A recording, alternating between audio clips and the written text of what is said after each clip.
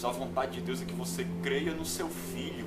Então o culto, para ser agradável a Deus, tem que ser em espírito e em verdade.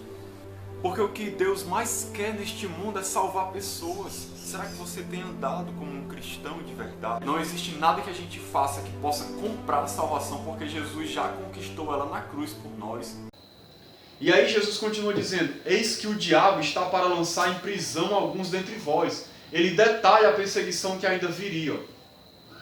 O diabo vai lançar vocês na prisão. E Jesus ia permitir isso. Mas tudo isso, irmãos, tudo isso tinha um propósito. Jesus com certeza permitiu isso por algum motivo. Ele estava trabalhando na igreja, ele estava fortalecendo a igreja. Ele estava tirando as escórias. Como diz aqui, para ser postos à prova. E tereis tribulação de 10 dias. Tereis tribulação de 10 dias. Tem gente que acha que isso aqui não era literal. Foi figurado, sendo uma referência aos 10 períodos de imperadores, ou a 10 anos de intensa perseguição que teve com o imperador Diocleciano.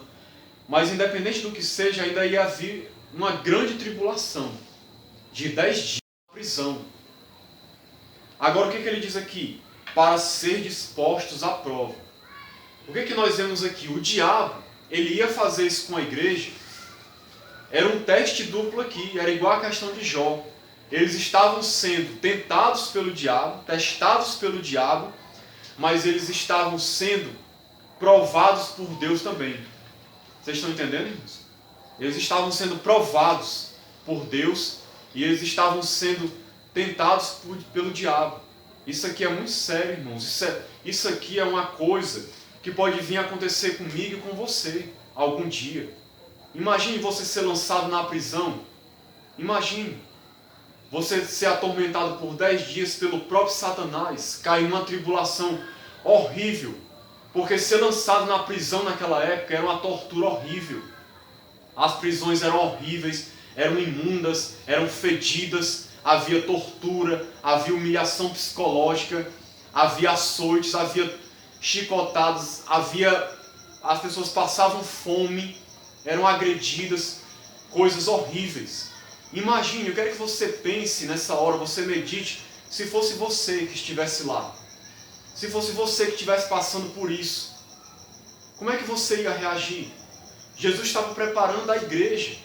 E talvez, irmãos, essa mensagem está sendo pregada hoje para nós e foi deixada escrita aqui para nós, porque talvez, eu não sei, daqui a alguns anos quem vai estar numa prisão por causa de Satanás, por causa do anticristo, sou eu e você.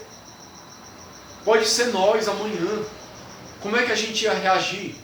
O que a gente ia fazer? Se a gente fosse posto à prova desse jeito?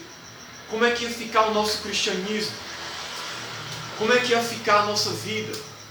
Será que a gente ia resistir? Porque aquela igreja ali foi provada. Sabe o que é ser provado? Essa linguagem de ser provado é quando algo é colocado no fogo para ser queimado, para tirar todas as impurezas, toda a escória, tudo que não presta, para sair só o material puro. Tipo assim, o ouro puro, a prata pura, tira tudo que não presta. Para a pessoa ser trabalhada, ser revestida do caráter de Deus e ser transformada numa pessoa melhor. Se fortalecer na fé. Não é à toa, irmãos, que essa igreja de Esmirna, por ter sido provada desse jeito, ela foi provada e Deus trabalhou naquela igreja ali. Deus mudou aquela igreja. Vocês sabiam que essa igreja de Esmirna foi a única que não teve nenhuma crítica? Nenhuma crítica, nenhuma. Todas as outras igrejas, aqui no livro de Apocalipse, tiveram pelo menos alguma crítica.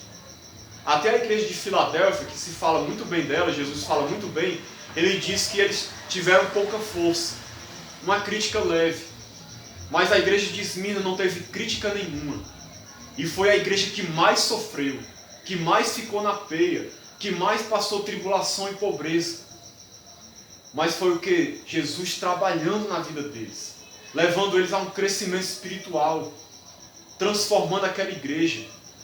Aquela igreja era rica.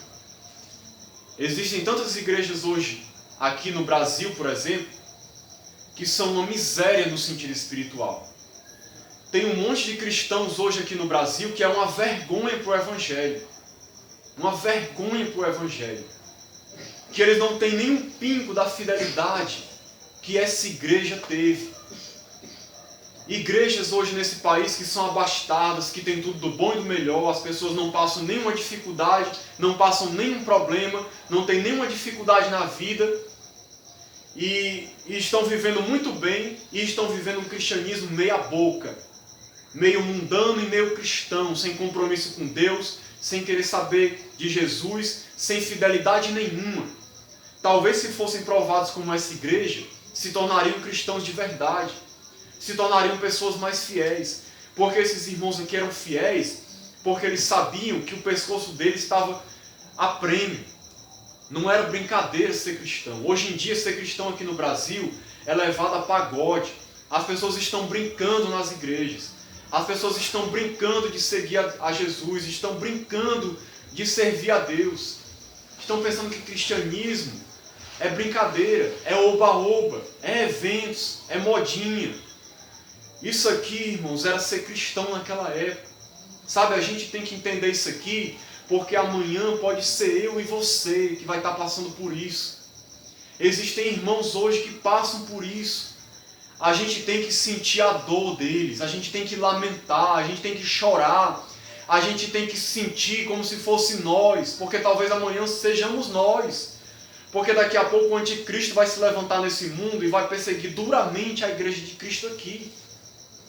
Por isso que essa mensagem foi registrada nas Escrituras.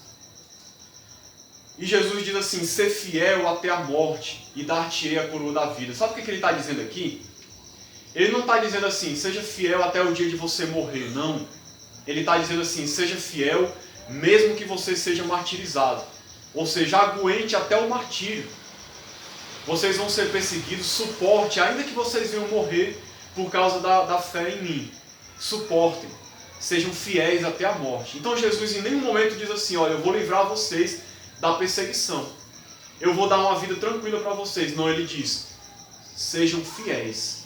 Vocês vão sofrer, vocês vão ser perseguidos por minha causa. Vocês vão passar por todo tipo de dificuldade, mas sejam fiéis. A palavra para vocês é, sejam fiéis. Me sigam de todo o coração, não neguem o meu nome.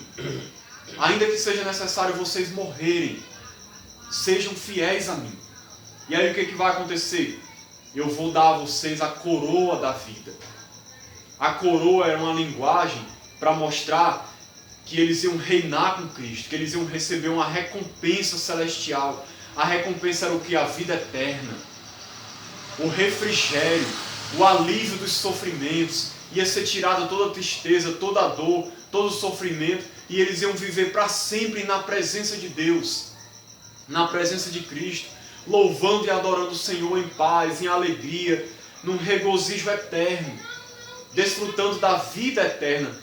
Essa era a coroa da vida, era a vida eterna, era o alívio de tudo. E isso foi prometido para quem? Para quem permanecesse fiel. E ele termina dizendo, quem tem ouvidos ouça o que o Espírito diz às igrejas. O vencedor de nenhum modo sofrerá dano da segunda morte. Ou seja, quem é o vencedor? Aquele que permanecer fiel. E que segunda morte é essa? A condenação eterna, no lago de fogo e enxofre. Fala lá no final do livro de Apocalipse sobre isso também. Essa é a segunda morte. Quem vai sofrer a segunda morte? Quem foi infiel, quem rejeitou Jesus, ou com palavras ou com obras, quem negou a Cristo. Mas aquele que permanecer fiel até o fim, não importa a perseguição, esse é o vencedor. E esse não vai sofrer o dano da segunda morte. Ou seja, Jesus está dizendo, se vocês morrerem aqui, não se preocupem. O que importa é vocês serem fiéis. Porque se vocês forem fiéis, vocês não vão sofrer a segunda morte. Mas se vocês negarem a mim, vocês vão cair em condenação. Então aguentem firmes. Aguentem firmes. Então, irmãos, que essa palavra possa fazer a gente refletir sobre o que é vida cristã. Que essa palavra possa nos fazer refletir de que poderia ser nós aqui nessa situação. Como é que a gente reagiria? Como é que nós iríamos nos comportar? Será que a gente ia ser fiel? Se entrasse uma pessoa com uma metralhadora aqui agora, isso vai acontecer no futuro.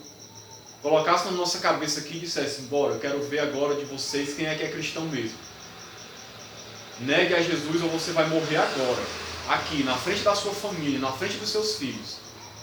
O que a gente ia fazer? A gente tem que entender que aqui é uma palavra do Espírito para as igrejas. Como disse aqui, aquele que tem ouvidos para ouvir, ouça o que o Espírito diz às igrejas. Essa palavra é para nós. Foi registrada aqui para nós, que estamos vivendo os últimos tempos. E daqui a pouco isso aqui pode acontecer conosco. Por isso que foi escrito isso. Então que Deus nos abençoe, nos fortaleça na sua presença e nos ajude a continuar firmes com Ele. Sempre, para a honra e glória do seu nome, em nome de Jesus. Amém.